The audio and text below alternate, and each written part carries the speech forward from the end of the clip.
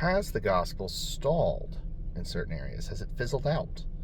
Why haven't we reached the ends of the earth yet? The goal seems pretty attainable. We have missionaries and churches in every nation, yet we see lapses and relapses back into largely secular areas over hundreds of years, even with cultures that see massive uptake of Christianity.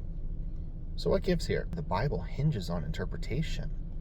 And so much interpretation is joined at the hip to a denomination, a tradition. I'll contest we're probably guilty, maybe unintentionally at times, of shrinking the gospel narrative. The Gospel Coalition commented on its statement of faith and its complementarian stance being one they couldn't loosen. That might be fine in some North American cultures, but it certainly wouldn't be in some Central, South American, Caribbean, African movements. The primary movers are women.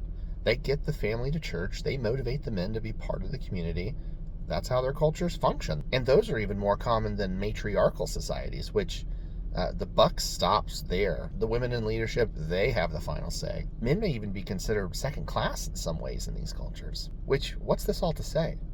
It's that the gospel doesn't require a rigid stance here. We shouldn't try to tie more things to the gospel than what it is. God sent his son to rule and reign on the earth, to deliver humanity from death. And once he had died, he rose from death. That's what the world needs. They don't need the Baptist view on predestination, the Methodist view on atonement, the charismatic view on gifts. That's all tradition. It's extra credit. But you take your tradition, your views, and you park it in the wrong congregation, that's a big mistake, bud. You are going to offend and turn people off to the message of Christ for your preferences. Don't do that, okay? As with anyone who spreads the gospel, including every gospel, epistle, letter shared in the New Testament, these all communicate to the culture in a way that is most appropriate to them. That doesn't dredge up areas of conflict and stir the pot unnecessarily. You create confusion and disorder with that. And that runs counter to our call as brothers and sisters in Christ. Widen your view. This is the stronger brother move.